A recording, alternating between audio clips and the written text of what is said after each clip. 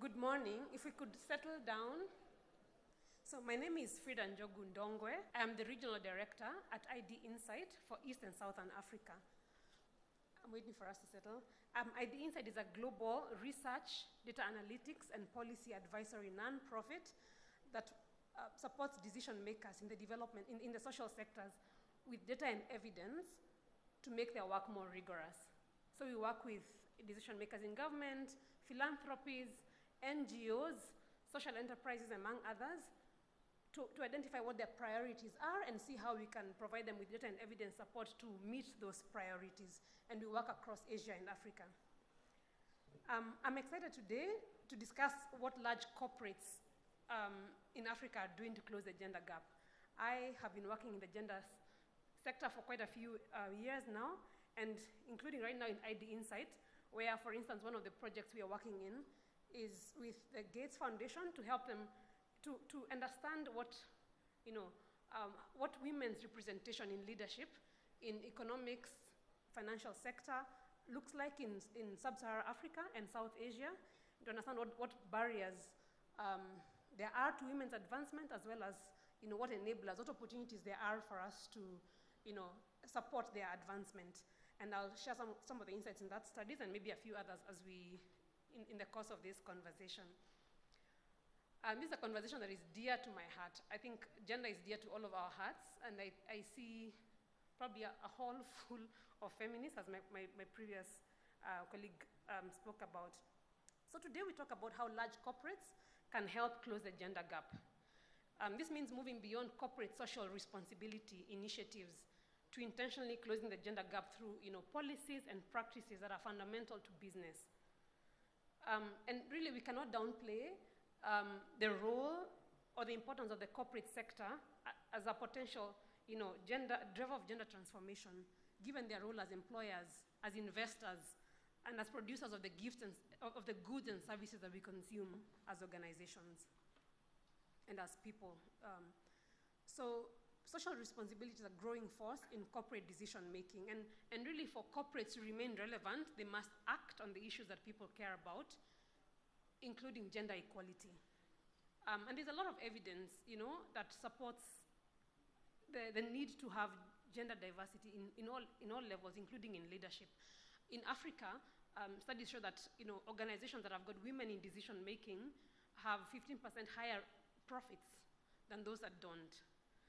And yet, we continue to see a situation where, women continuously earn less and don't advance in their careers, and this is costing countries around the world about $170 trillion in wealth because of the differences in the lifetime earnings of women and men. So today we're discussing how corporates will be bearing this responsibility to close the gender gap, and we will specifically in this session explore the state of gender equality in Africa's private sector and help take stock of progress that has been achieved, as well as areas that need attention by the broader corporate community. So I'm pleased to invite our panelists to the stage. These are individuals that collectively have extensive experience in large corporates and or philanthropies on the continent. And in some cases, they have lived experiences of the challenges that gender inequity presents. So please join me in welcoming our first panelist, who's Eliza Deborde-Cizé, the EcoBank Foundation Chief Operations Officer.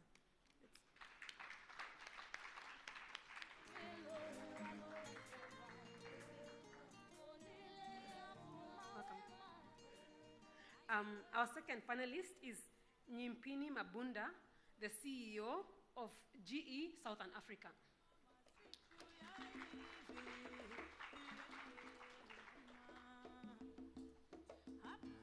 Welcome, Nyimpini. And our third panelist is Douglas Mboweni, the CEO of Econet Wireless, Zimbabwe.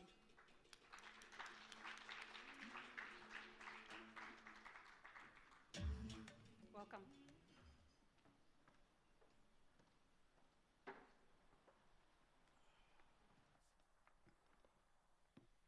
So thank you, panelists, for joining me. I'll I'm just looking at the time that we have left. I'll ask each of us to take about 3 or so minutes introducing ourselves, making some opening remarks, and also responding to this question, the first question. So you'll see how to divide your time. And then also, throughout our conversation, if probably a question is not addressed to you, but you want to chime in, please feel free to do so.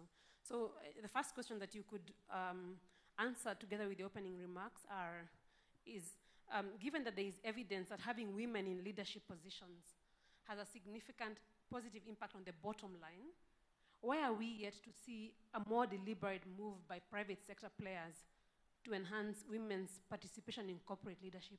We are consistently seeing women make at least half, sometimes the majority of the lower levels, but as you go up, the numbers thin significantly. So why are we not making that progress? I'm happy to start with you, Eliza, and then coming this way. Thank you. Good morning, everyone.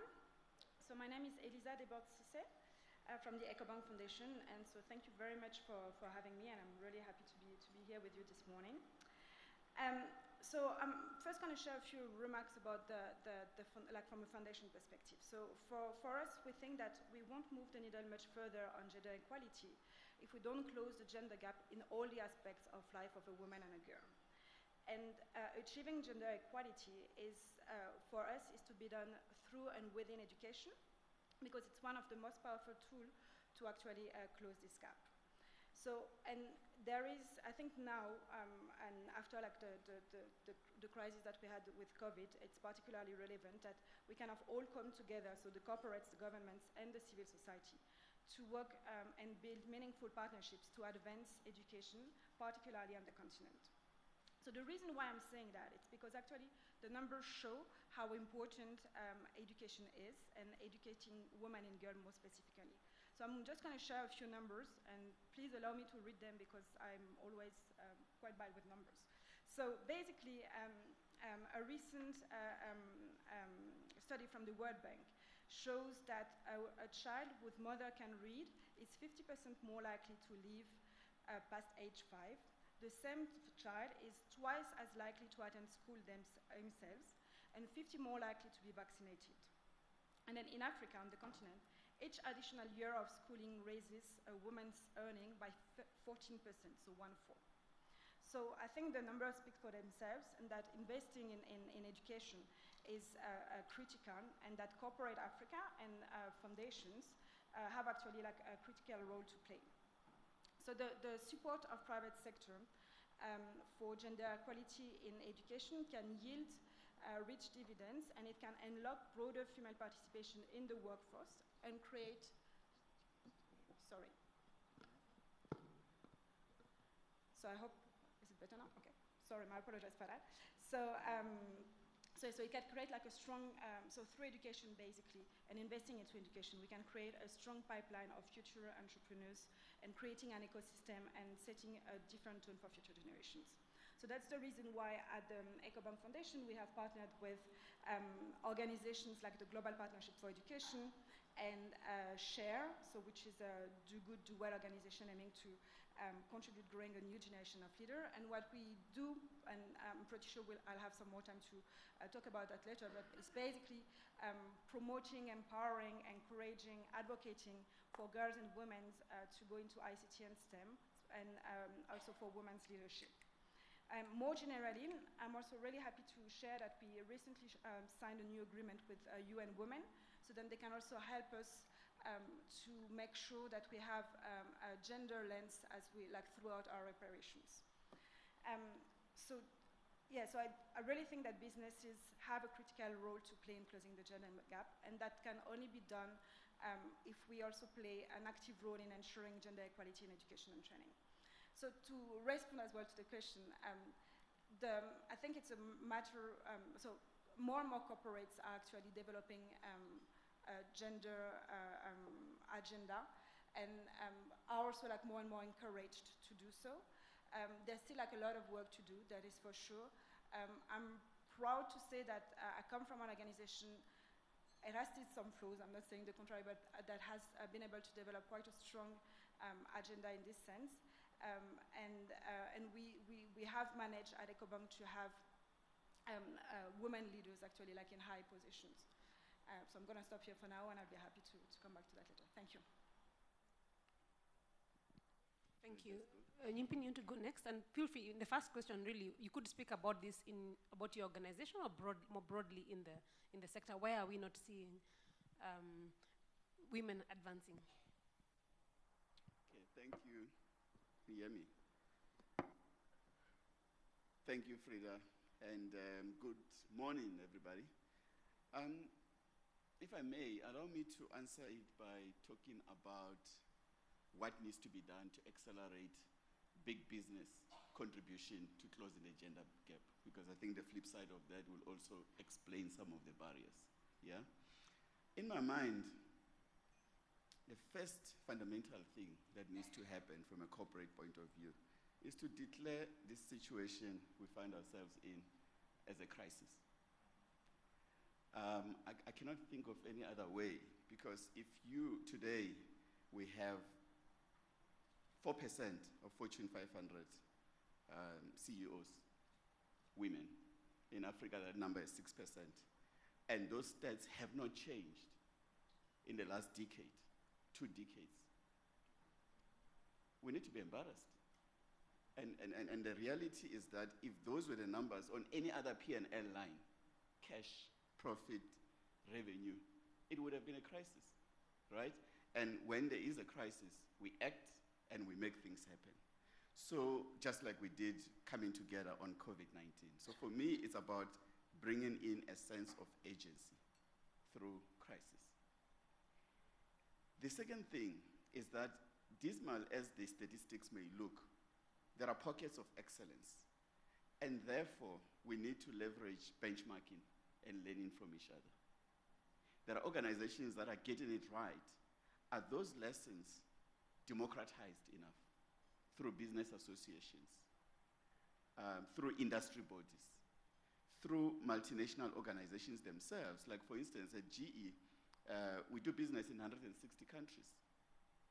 Some of our operations are better than others, and we get together and we share best practice. Recently,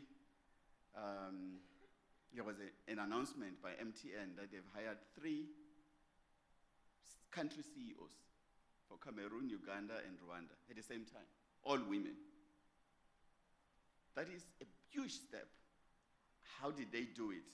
How do we share lessons across? So for me, it's about benchmarking, getting together, collaborate, and learning from each other. The third one, it's about going deeper into the grassroots. What's happening now is that there is a shortage on top because the pipeline is not strong enough. We have an opportunity right now to be strategic by saying that we talk about jobs of the future, data scientists, engineers, design thinkers, and so on and so forth.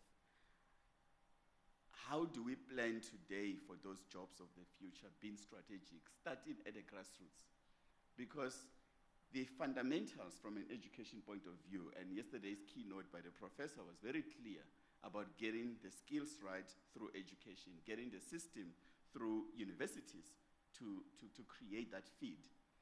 But the issue is, are we going deep enough to plan for those skills that we need to get into? And then lastly, men need to come to the party. Men are too passive on this agenda, and yet men need to enable it. So put simply, if you take Fortune 500 companies today, over 95% of them are led by men. How many of those men have got an identified woman successor? How many of those men are sponsoring a woman to take over from them and actively building with clear timelines and measurements to say this is what needs to happen? So for me, those are my opening remarks, and I think that's what we need to do to make a difference. Thank you very much. That's very interesting. In fact, you're answering one of my next questions around what we could do. So anyway, before we go into that, but I like what you're talking about, the women's successor, the crisis. But I'll invite Douglas to introduce himself and any remarks in that question? Thank you very much. My name is Douglas Mboweni, the CEO of Econet Wireless. Now, this issue, like has already been described, is a crisis.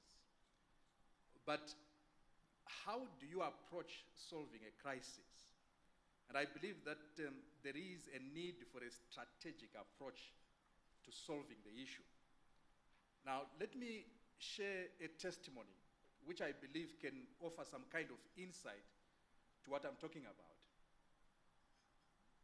I'm a corporate leader, but I do recognize that I have other responsibilities that I carry.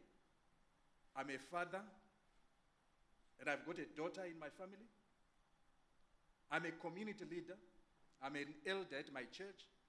I'm an elder in my village.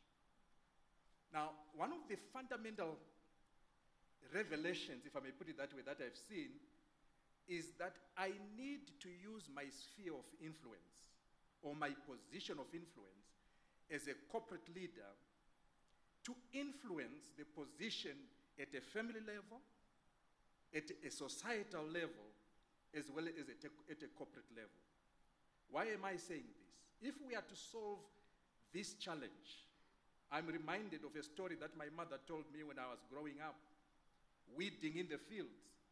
And she would tell me that you don't deal with a weed by plucking off the leaves or cutting off the branches. You deal with the weed by uprooting it from the ground. So what am I saying? I'm saying that this weed, if I may call it, of gender inequality has got its roots in the history and culture of societies. And if we are to deal with it, we need to uproot it from the family, the society, and from the corporates. Because remember, Frida, that corporates come from families. Corporates come from societies. So as a corporate leader, I'm not an island. I'm not removed. I'm connected to my family. I'm connected to my village. What it means, therefore, is that I need to deal with this issue within my own organization from the roots. Because if I continue plucking the leaves off, I'll never deal with it. So why are we seeing this problem? It's because it has never been dealt with from the roots. And I'm advocating that particularly, and this is a challenge that I will make even to my corporate colleagues and leaders, that let's use our sphere of influence, our position of influence, to go into our society and deal with this issue of gender inequality. Because as long as we deal with it up there, without going to the grassroots, like my brother has already stated, the problem will continue to rear its ugly head going into the future. That's my view, really. Thank you very much. I like the idea of using our influence both within the corporate and outside, and really a lot of the barriers are in the norms that require me to work 7 hours at home and then come back and still compete with my male colleagues. So how do we ensure that we are addressing them within the organization as well as in the community? And also just remembering that we have a bully pulpit as leaders, so can we use a bully pulpit for good? So I think related to that, there's a study that I mentioned that we are using to explore what are the barriers and enablers of women's advancement in economics, financial services, including banking, fintechs, and so on. One of the interesting things was one of the things that were cited as both enablers and barriers is organizational policies. So, for instance, women cited policies on parental leave, non-discrimination, sexual harassment, and others as positive. The absence of those policies were also considered, harmful. But one interesting thing was that men overwhelmingly identified organizational culture as an enabler, and women identified it as a barrier. So how are we? I just want to ask you, so you've already mentioned, all three of you have mentioned innovative approaches, but I want to hear how are we thinking to tackle the nuanced barriers, and challenges women face in the workplace. So they're increasingly talking about, culture. Honestly, corporate culture, unless you deliberately think about it, it's difficult to address. So I don't know who wants to go first. Do you want to go first, Nyimpini, and then Douglas? I think maybe Elisa last year. You want to go? I think the issue of culture is actually quite a very interesting one, because again, you say to yourself, what is culture and where does it come from? And you always get people around it.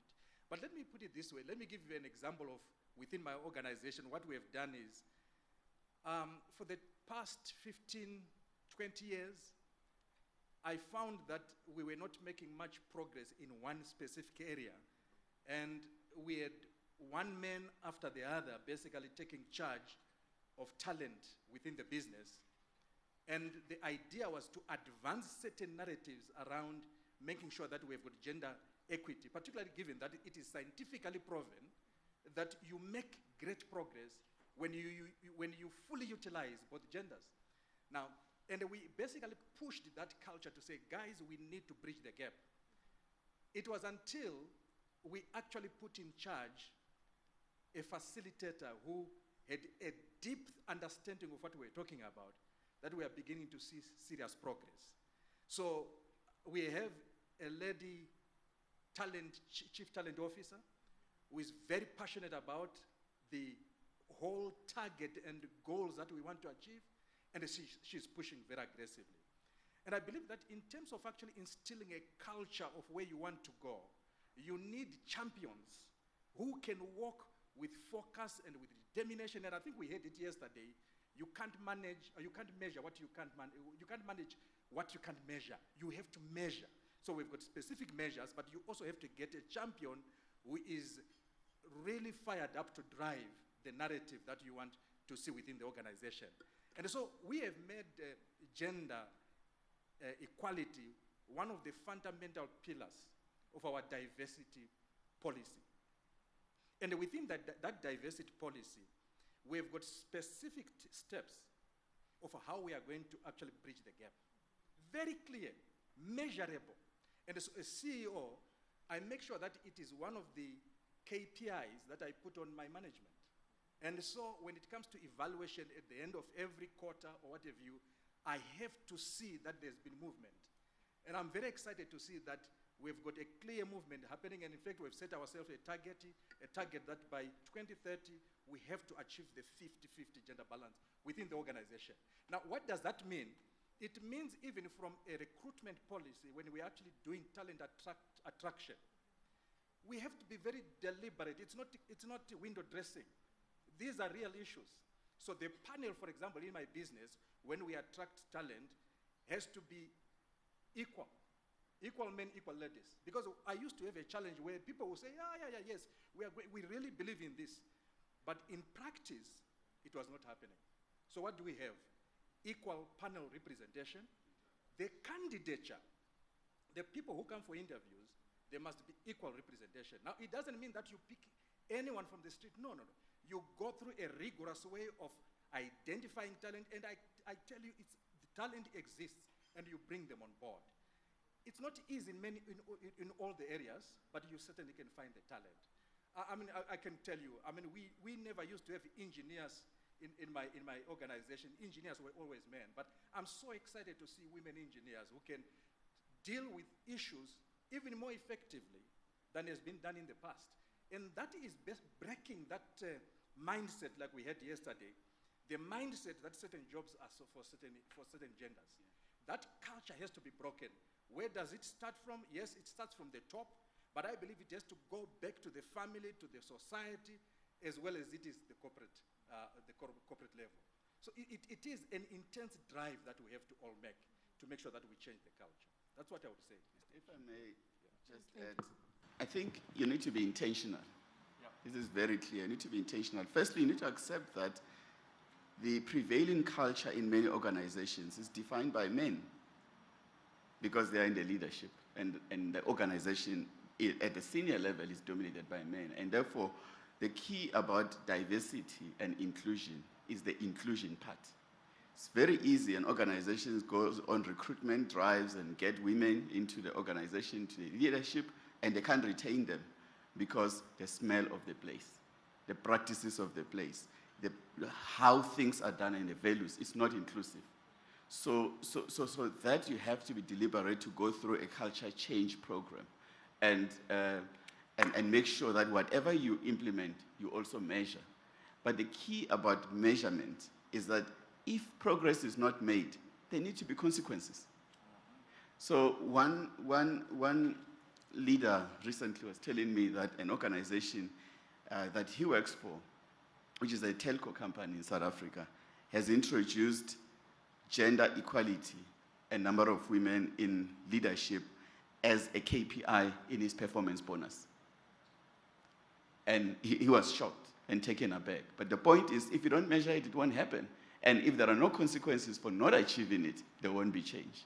So I think, to Nhlanhla's point yesterday, there has to be a balance between a carrot, but you also need a stick. And for where we are at a crisis proportion, I think the stick needs to be thicker. Thank you very much. I like the idea of the big stick. I like the idea of tying it to carrots, the bonuses and so on.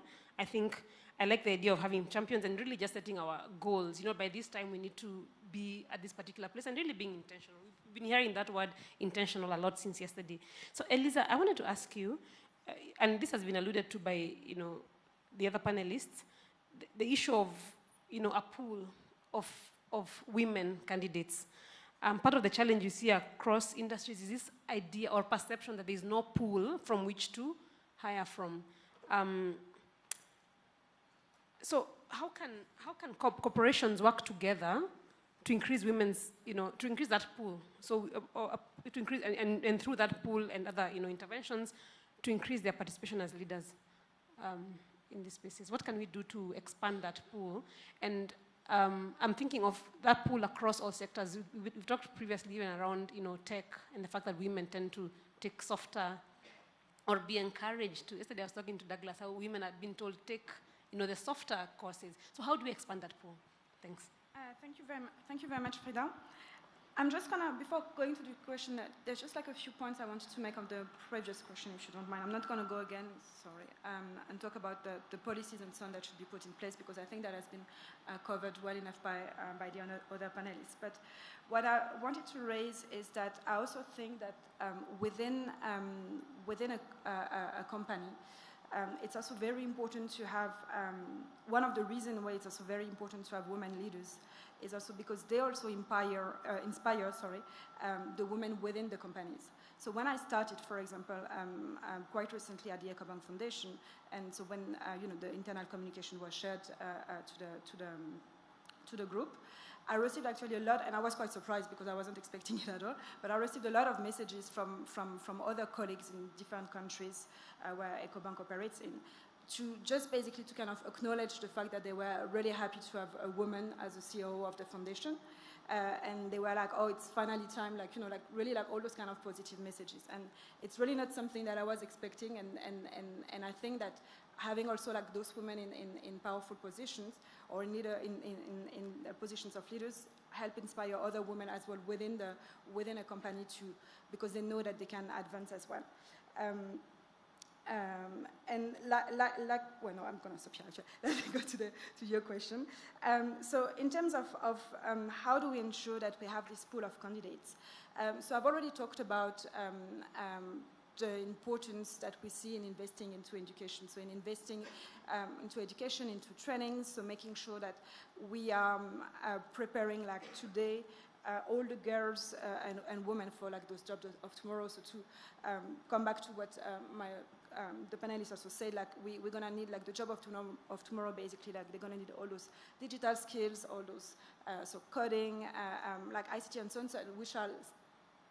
Those are still careers in terms of study that are less likely to be followed by women and girls. And so I think it's very important to encourage them to go into those careers. And the way to do so, yes, there's a program to finance, there's initiatives to put in place, but I think it's also, there's a lot of experience sharing to be done as well, to kind of break those kind of barriers that they might have.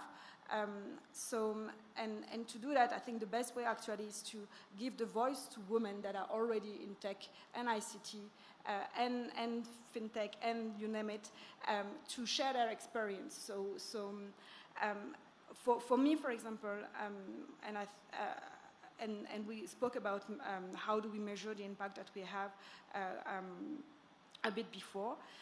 So we organized a webinar basically about with different tech and ICT women where they were sharing their experience and so on. And it was a live stream in some of our countries.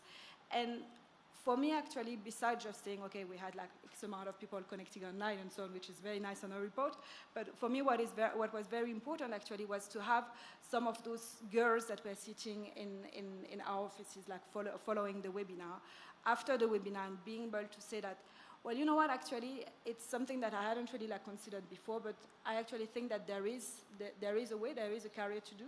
So it was maybe just only one or two girls, but at the end of the day, it's also one girl at a time. You can't change everything at once, but it's very they kind of got. They are now in a position where actually they think that they can go for this career. So there's the training, there's the education, and then the last point that I think is also very important is also to make sure that we have those trained women or girls that are visible as well to the employers. Because you can go and have all the trainings that you want, but if you don't have access to the employers, or if the employers don't know you, the companies don't know you, well, you're just going to end up just sitting at home and waiting. So the visibility and making sure that whenever we have a program or that is there, we make those training visible to for example, our network of partners or clients is very important for me. I'm going to stop here. Thank you. Thank you very much. I like that idea, visibility, but also training, certification. Nyimpini, you look like you want to chime in. Yes, I do. Thank you. I want to make two additional quick points. I think while I do agree that the pool is limited, I think the shortage of talent in diverse talent or gender talent is exaggerated. And I think we need to change how we look at recruitment. The recruitment is done by men. And typically through unconscious bias, they're looking for themselves in women. So how are they going to get the talent? So I just think that, number one, the recruitment practices themselves are quite discriminatory because you're looking for someone who will fit into the existing culture, and that culture is male, right? So I do think we need to challenge ourselves a little bit to uncover talent, because how is it that more and more universities are producing women graduates at PhDs, at master's level, and generally at school, girls do better than boys. And somehow when you go to corporates, then they are not there. Where do they disappear into? So it's not lack of talent. I just think that we need to find better ways to uncover it.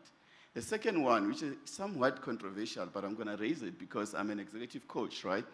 I do think that women also we need to find a way to encourage women to take a little bit more risk. Because there's a lot of women who are ready for these big opportunities, but they don't think they are.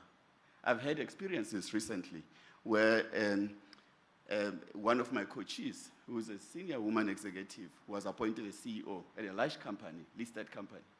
And she told me that she rejected that appointment, that promotion, twice because she said she was not ready. It took the group CEO of the organization to call her and said, look, we've hired many CEOs in these organizations, and we know when you are ready.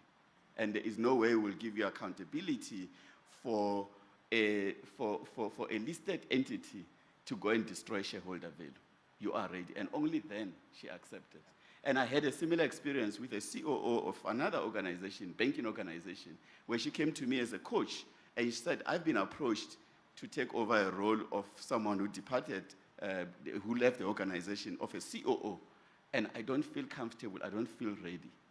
And then there was this statistic by Harvard, last point here, which said that when a role is advertised, typically a man will apply when he meets 60% of the criteria, and a woman will only apply when she meets 95% of the criteria.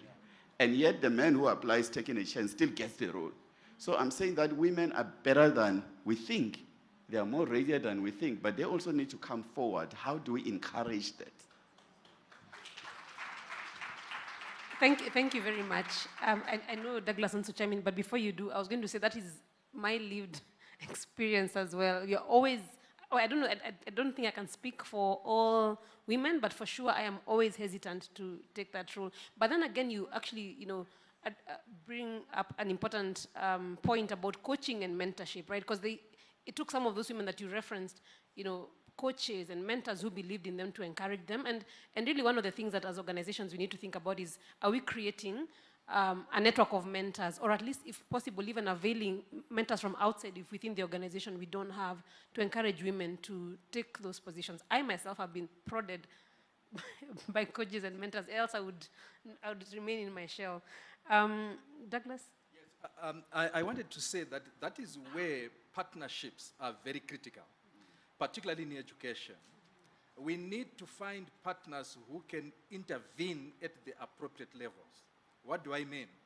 It has been empirically verified that the ages 0 to 5 are very critical in building the adult. And yet sometimes that is 0 to 5, we don't have deliberate, calculated intentions of actually framing the adult. And this is where, if I speak for my own corporate, we have gone into partnership with the Higher Life Foundation with targeting education at the very, very basic elementary level to change the mindset that things can be done. I saw that in my daughter because even as she was progressing through high school, she was constantly being told, no, you can't do science, you can't do technology, you can't do engineering, you can't do mathematics, until I had to actually defend her and go to school and say, you will do what you want, against the advice of teachers. Today, she's doing a PhD. Why? Because her mindset was basically being shaped by society, and she was being told, you can't do it, you can't do it. That is where partnerships with organizations that can intervene, educate, instill the discipline and the understanding that we need is needed. And then we come up with initiatives and we execute. If we keep on talking and talking without actually the necessary interventions, we will be talking for the next 100 years. We need to act now. That's my point. Thank you very much, Douglas. And I think that's a really good segue into the next question that I have for Eliza. Around those partnerships, right? Yesterday we were talking about the stick, and Nyimpini has mentioned the big stick and carrots. I mean, so what is the role of the private sector in actually establishing and playing a lead role in these partnerships? I'm thinking, for instance, some work that we are doing with women parliamentarians and other parliamentarians to advance women and girls' agenda, social enterprises, and as well as social enterprises, social movements. But what role, this is for you, Eliza, what role can the private sector play in, driving those partnerships? Thank you, Frida. Well, first of all, I think... Sorry, 1 minute. I realize our time isn't that. Okay, so first of all, I think partnerships are key. I think we can't be experts of everything. And we have to admit it. Like the reason why I was mentioning so many partners during my opening is not just because to name dropping or something like that. It was just because like I can't do the work without them. I don't have this expertise. I don't have the knowledge and all of that. So I think partnerships are key. And I think the private sector or corporates foundation can really have a central role, because mostly if you think about banks, banks interact with a lot of kind of different stakeholders. So with the governments, with other private sector companies, with individuals, with the ecosystem of a bank actually is quite diverse. So we can have a role of being an influencer. So we can encourage, we can advocate, we can use our voices and our platforms to mobilize and to be this kind of show the way, if I may put it this way. Like for example. And I'm just going to give an example of what we do at the foundation. Like we, as part of what we do to eradicate malaria, we actually leverage on the network of the commercial bank and all the SMEs that we work with in the 33 countries where we operate in, to advocate and show them the importance of Malaya as well from a business perspective, because it has a huge importance on the productivity, and also to mobilize them to contribute and to Malaya, so either to the eradication of Malaya, so either financially or in kind. So what I want to say basically is like, as a corporate, as a private sector, you can have this role as well of being, and coming back to what was Douglas was saying, as being this kind of influencers, this kind of advocates, and really working together with partners so that you can advance some specific agendas. Thank you.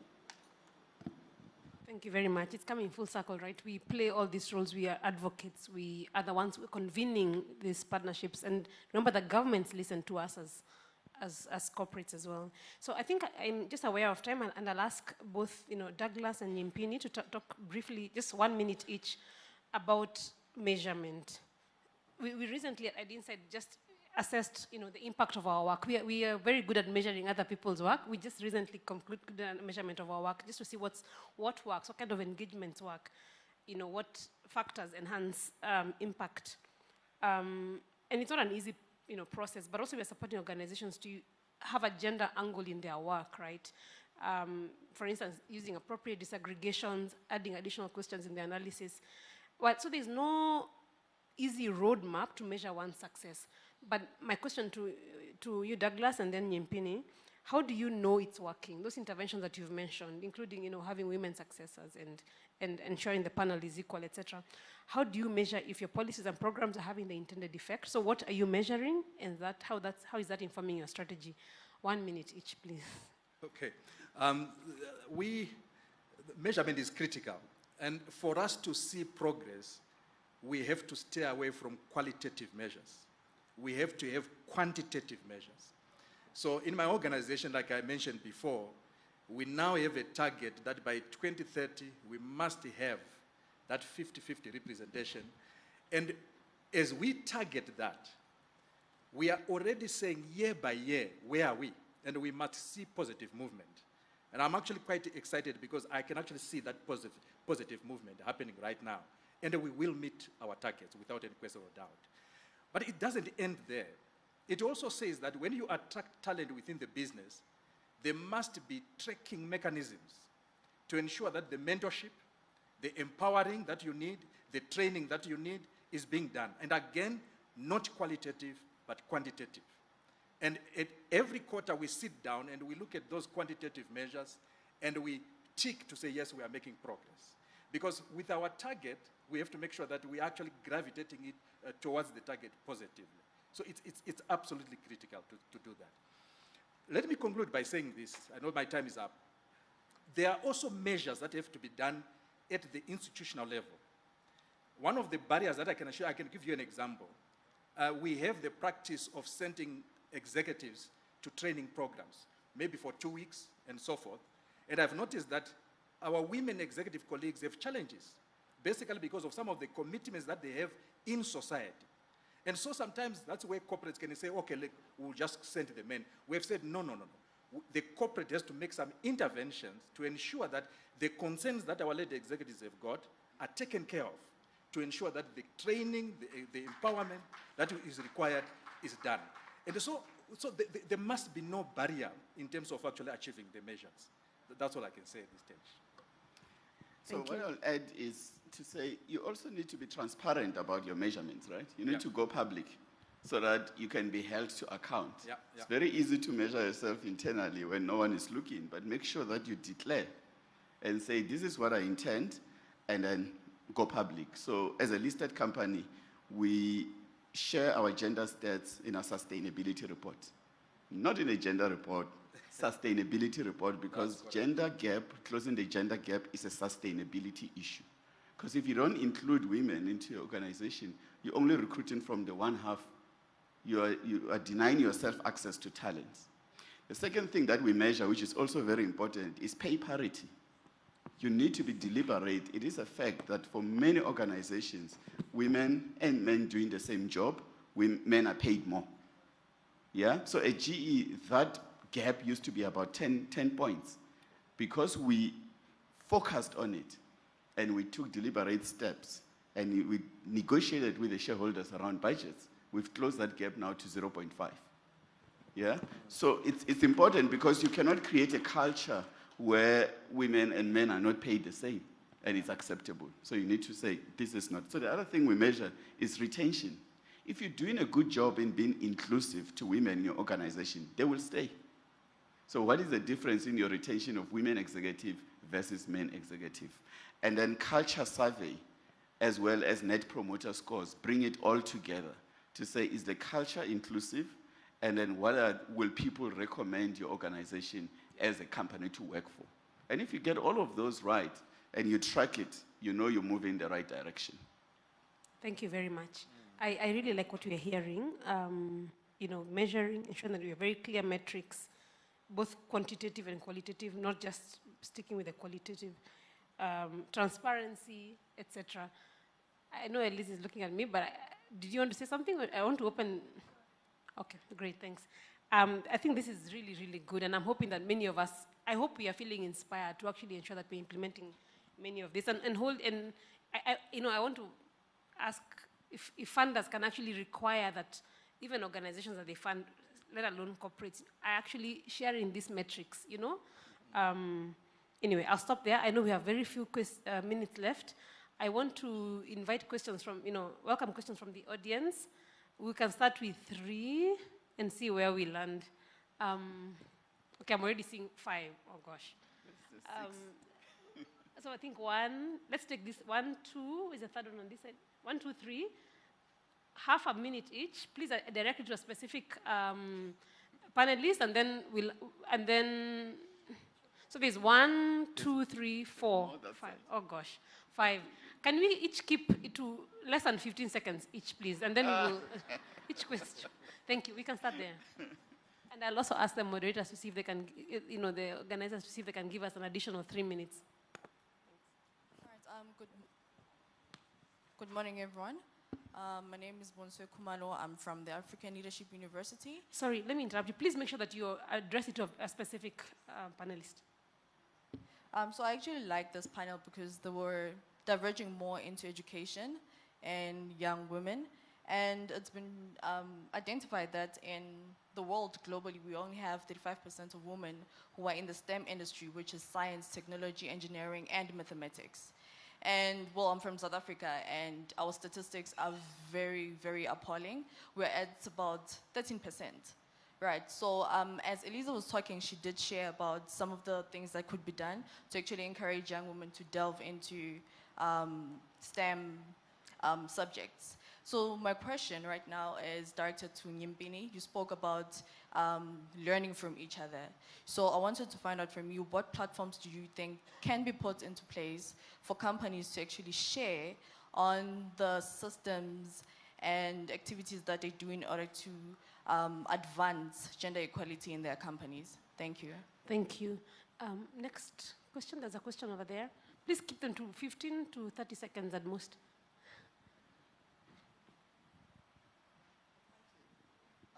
Sorry, good morning. I just wanted to make a comment and then ask Douglas and Nimpini a question. Diversity, equity, inclusiveness, and then belonging was added. Because you can include a person, but they don't belong, and they don't feel they belong. And I think that happens to a lot of women in executive positions. Because and how do you report, he ignored me? It sounds stupid. And yet, those actions inhibit the woman from doing her best. And so it becomes like a self-fulfilling prophecy. How do you measure the belongingness of women in your organizations? Thank you. Thank you. The other speaker, please. I want us to take all the questions, and then we can do a very quick round of answers. Belonging.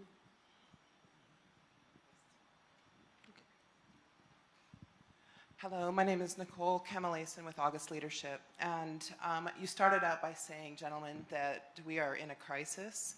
So many of us, some of us in the room, are philanthropists and funders. So it's well known that the most prolific time to raise resources for a crisis is when the crisis happens and the media takes it. So what is the man-made or human crisis or natural crisis that tugs the hearts and minds of people around the world to compel us to respond? So to stimulate that change, we know the phrase, never let a crisis go to waste. So we can say it's a crisis, but until we feel it's a crisis, action won't happen. So that's what my question is. Are we ready? Or what are those events that we can leverage to really raise resources to deal with this gender disparity?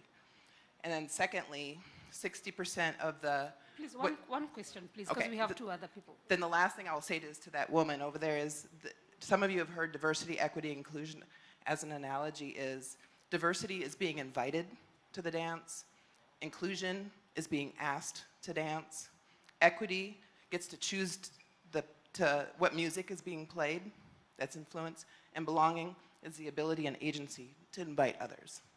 Thank you. Thank you very much. Please keep it to one question, no part A, B, or C. First, a request, please. For the next session, let's have more audience time so that we don't give them 5 minutes. So my point, though, is if we don't set targets for this, it won't happen. For example, if you look at the ESG, the institutional investors have decided, unless you are net zero, unless you've got a coal standard, they won't invest in your company. Why can't we say, unless you've got 30% women in your company, we won't invest? Let's just target institutional investors. Thank you very much. The stick. I'm only just those two ladies over there, and then we are done, and then we'll take 3 minutes. Thank you very much. My question is directed to Dr. Mbeweni because he touched on this in his closing remarks. My name is Rejoice from Higher Life Foundation. My issue is around unpaid care work. What are the chances that corporates could deliberately consider factoring in unpaid care work into the total workload portfolio of women and deliberately and strategically align women to study and grow in the workplace, factoring in unpaid care work? Thank you. And the last question. Good morning. I'm E.J. Jidema, Godi Jidema Foundation. I work in the talent arena. Mine is just contribution to make. I always feel somehow when I hear gender equality. I think it will pay us more if we conclude what we say by saying gender equality opportunities. Because the issue, we have to go to the basics. I don't see, it gives the wrong impression to people if you are talking about gender equality, which in itself assumes that men and women, there's no commonality really. It's important to note that men and women are basically different. They bring different things to the table. And so when you keep talking about gender equality, it gives wrong impression to some women, young women. They think they have to be men to be able to achieve. That is far from it. Women bring a lot to the table. In today's world, leadership is changing. You need empathy. These are the qualities, feminine qualities women bring to the table. You need multitasking.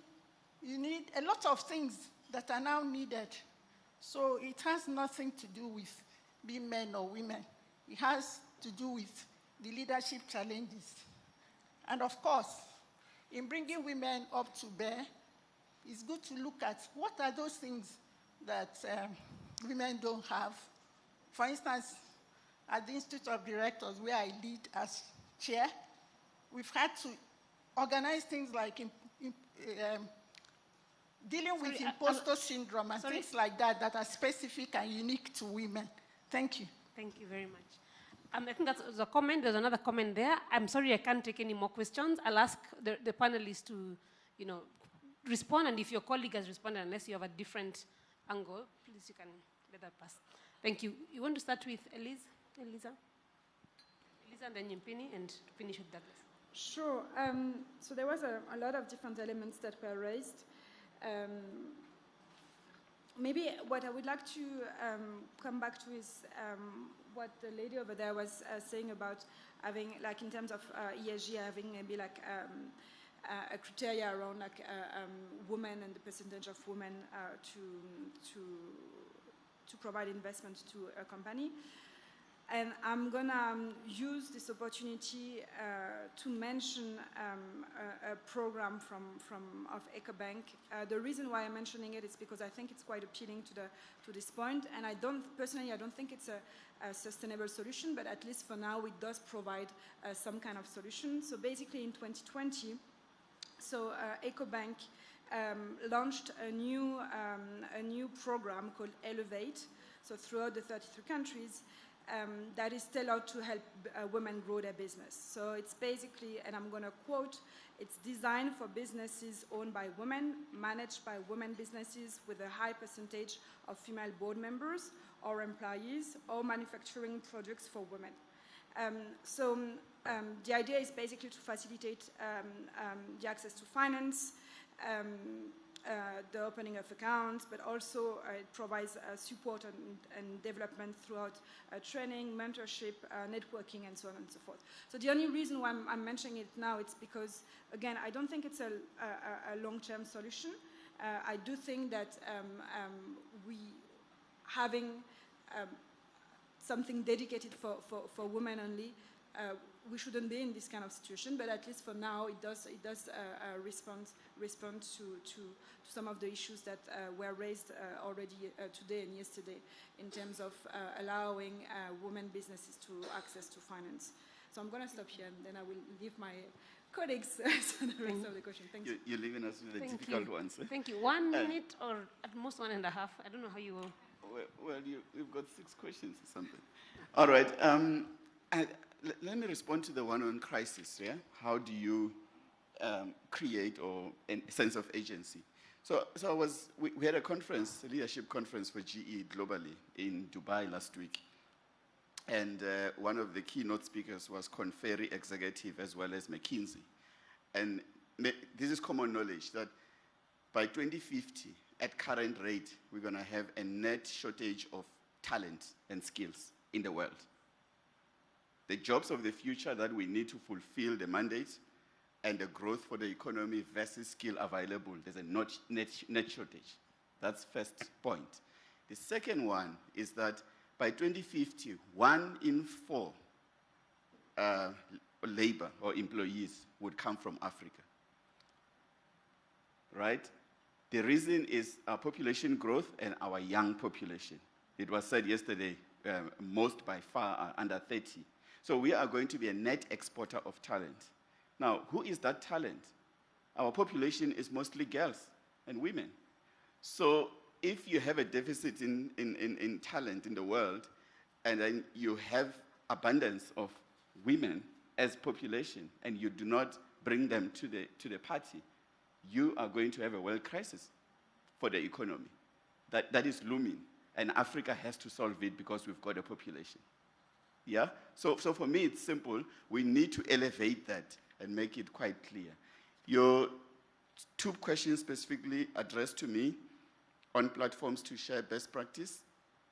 We already have many industry bodies. We've got your BUSA, your BLSA in South Africa, and we've got Association of Universities. We need to come together and really share the best practice. To my earlier point, it's not happening now, so it's a right challenge, but I think we need to challenge ourselves to say what is in the agenda of those organizations. So it's a great point that I'll take up.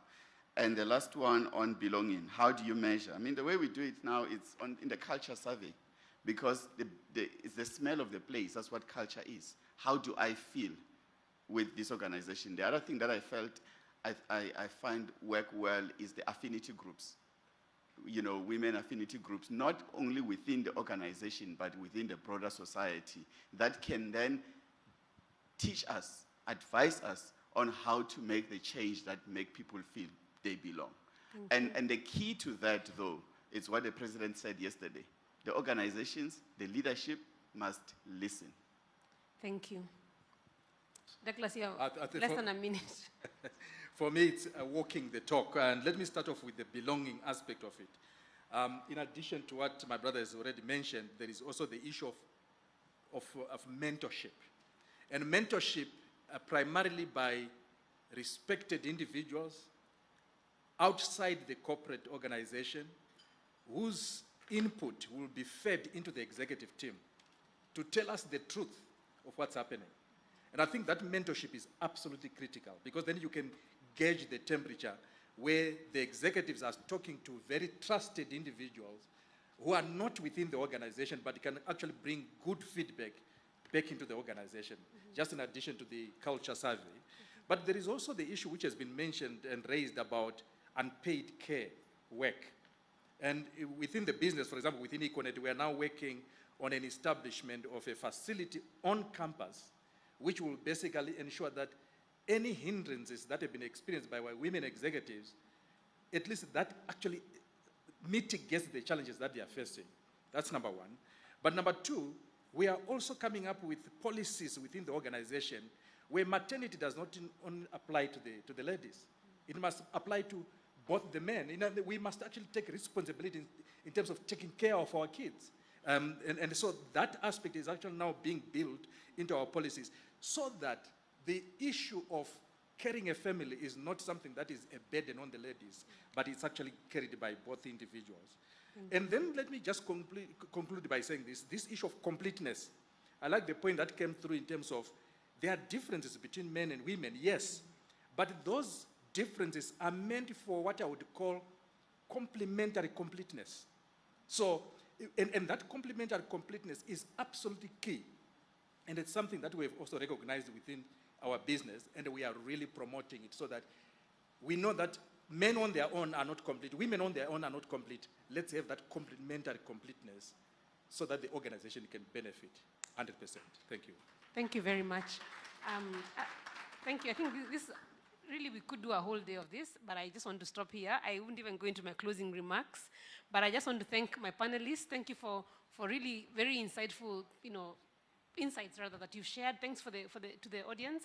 And I think it's very clear that we can't have this discussion on closing the gender gap and leave out corporates. They are a key player. We can't, in the development space, drive that alone. We must ensure that they are there and really present on the driving seat. Thank you very much.